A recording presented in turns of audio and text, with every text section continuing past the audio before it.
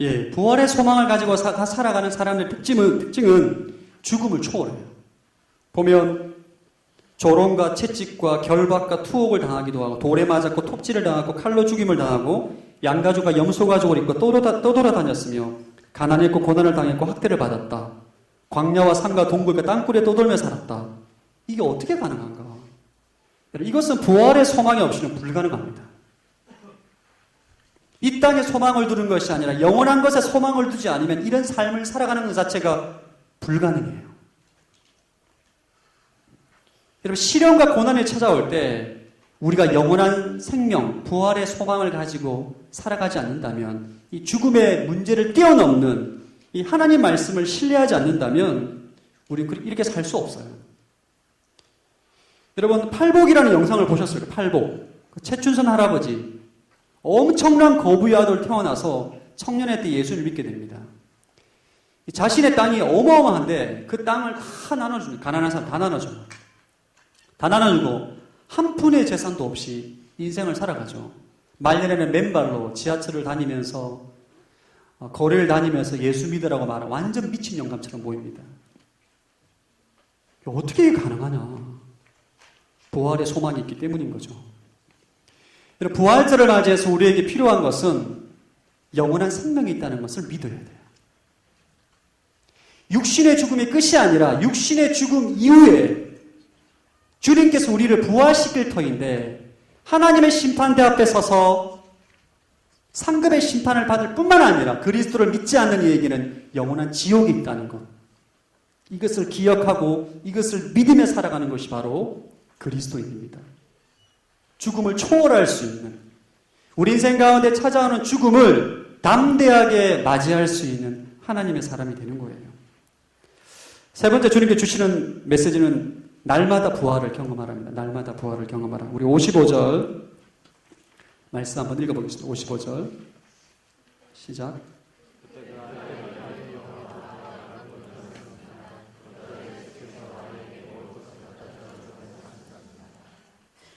55절은 아이에게 먹을 것을 갖다 주라고 주시기 바랍니다.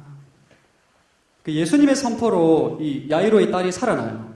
살아났는데 주님께서 뭐라고 말씀하시냐? 먹을 것을 갖다 주라. 현실로 돌아오게 된 거죠. 부활신앙이란 일단 부활의 소망을 가지고 살아가는 것이 부활신앙입니다. 여러분의 죽음을 바라보게 될 때 우리가 육신의 죽음이 끝이 아니라 죽음 이후에 영원한 생명이 있고, 우리가 그 생명을 위해서, 영원한 것을 위해서 투자하며 살아가는 것이 바로 부활의 소망을 가지고 살아가는 것이에요. 부활의 소망을 가지고 믿는다는 것은 죽음의 권세를, 죽음을 뛰어넘은 예수 그리스도의 권세를 가지고 살아간다는 것을 의미합니다. 그러면 이 땅의 삶은 어떻게 살아야 되는가?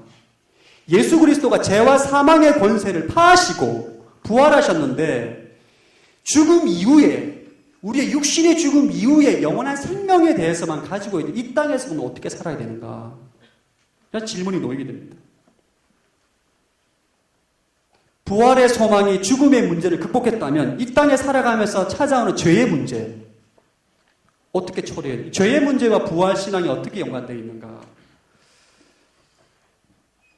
예수님은 십자가에 죽고 부활하심으로 죄와 사망, 죽음의 권세를 깨뜨리셨어요. 부활의 소망을 갖는다는 것은 우리에게 찾아온 죽음의 권세를 우리가 깨뜨린다는 거예요. 죽음을 두려워하지 않는다는 거예요.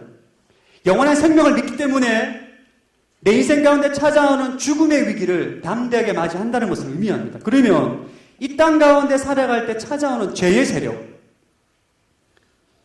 이것은 어떻게 이길 수 있는가? 여러분, 예수 그리스도를 믿으십니까? 믿으십니까? 하나님의 자녀가 되었음을 믿습니까?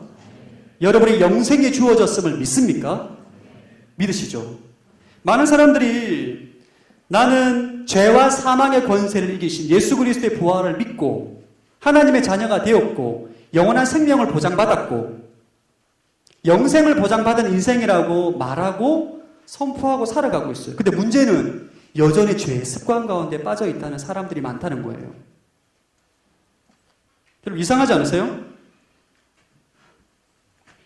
예수님께서 십자가에 죽으시고 부활하셔서 죄와 사망의 권세를 깨뜨리셨는데 오늘 밤에 죽어도 구원의 확신을 가지고 있다라고 고백하는데 내 삶의 현장에서는 죄의 지배를 받고 있어요.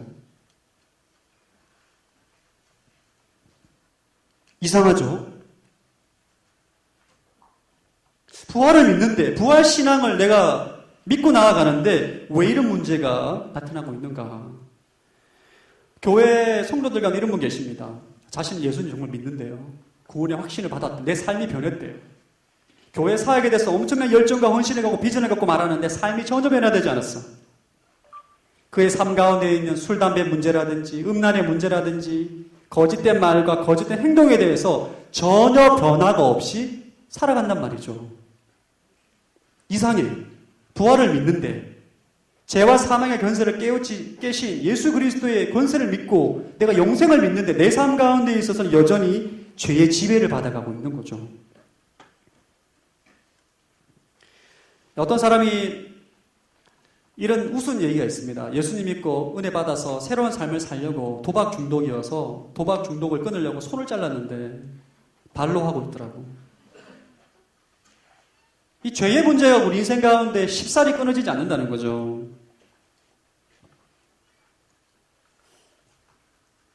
마치 이런 것입니다, 여러분. 고아로 살아가던 아이가 어떤 부모님의 양아버지, 양어머니 양자가 되었는데 신부는 양부모님의 양자가 되었는데 그의 삶에 있어서는 고아 때 생활하던 삶의 습관이 전혀 바뀌지 않은 거예요. 이거와 똑같은 거죠. 우리가 부활의 소망을 가지고 죽음을 극복했다면 이 땅 가운데 죄의 지배로부터 벗어날 수 있는 부활 신앙의 핵심이 뭐냐? 믿음이에요, 믿음. 죄의 지배에서 벗어나려면 어떻게 해야 되나? 여러분이 신앙생활 하면 습관적인 죄가 있을 거예요. 밤마다 인터넷 앞에서 앉아가지고 눈이 벌겋게 밤새도록 인터넷을 본다든지 말하기 부끄러운 이 사실을 내가 만약에 사람들에게 드러나면 나 인생이 매장당한다. 이런 죄들이 다 있어요. 저도 똑같습니다. 근데 우리가 이상하게 부활신앙을 가지고 예수님의 죄와 권세를 깨뜨리신 능력을 믿음에도 불구하고 계속적으로 죄의 지배와 영향을 받고 살아가요. 왜 그런가? 이것은 복음에 대한 이해가 깊지 못한 것이고 부활신앙에 대한 이해가 깊지 못하기 때문에 발생하는 것입니다. 죄의 지배에서 벗어나려면 어떻게 해야 되는가? 결론은 한 가지밖에 없어요. 죽어야 됩니다. 우리가 아담의 원죄를 받고 이 태어난 이 육신이 옛자가 죄인이에요. 죄라는 자석이 다가오면 우리 내면 가운데 있는 육체의 종육이 그 자석에 반응을 합니다. 죄의 유혹이라는 자석에 반응하게 돼 있어요. 죄의 유혹 가운데 넘어지게 되는 거죠. 이 죄의 유혹으로부터, 죄의 지배로부터 벗어나기 위한 방법은 한 가지밖에 없어요. 죽어야 돼요. 할렐루야. 죽어야 돼요. 여러분, 이 죄의 문제는 결단으로 해결되지 않아요. 여러분, 한 번, 두 번 결단해 보셨죠? 한 번 결단하고, 두 번 결단하고, 10번 결단하면 10번 실패해요. 죄의 문제는 의지로 해결될 수 있는 게 아니에요. 어떻게 된다고요? 죽어야 돼. 어떻게 죽을 수 있죠, 여러분?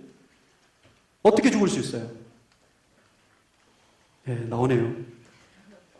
믿음으로 그리스도와 함께 죽는 거예요. 2000년 전에 여러분 예수 그리스도께서 언제 죽으셨죠? 2000년 전에 십자가에 못 박혀 죽으셨는데 지금 내가 어떻게 죽을 수 있어요? 믿음으로 그리스도와 함께 십자가에 못 박혀서 죽는 거예요. 믿음으로. 이게 믿음의 원리입니다. 제가 계속 믿음을 얘기하고 있죠. 로마서 6장 6절에서 7절 말씀 한번 읽어보겠습니다. 로마서 6장 6절에서 7절 중요한 말씀이니까 꼭 표시를 해두시기 바랍니다. 읽어보겠습니다. 시작.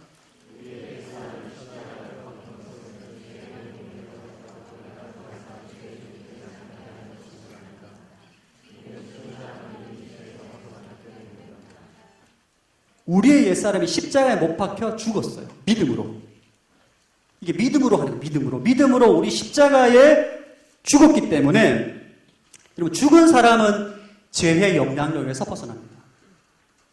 어떻게 죽느냐? 여러분이 예수와 함께 십자가에 못 박혀 믿음으로 죽는 거예요. 그리고 믿음으로 그리스도와 함께 부활하는 것입니다. 자, 6장 8절 로마서 6장 8절 읽어보겠습니다. 시작.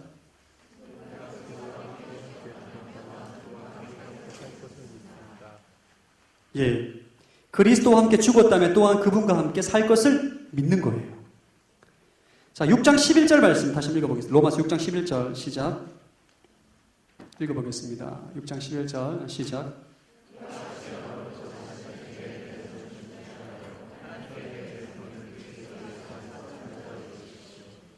여러분의 믿음으로 자신의 죄에 대해서 십자가에 못 박혀 죽고 믿음으로 그리스도가 부활한 것처럼 부활하는 것. 날마다 매일.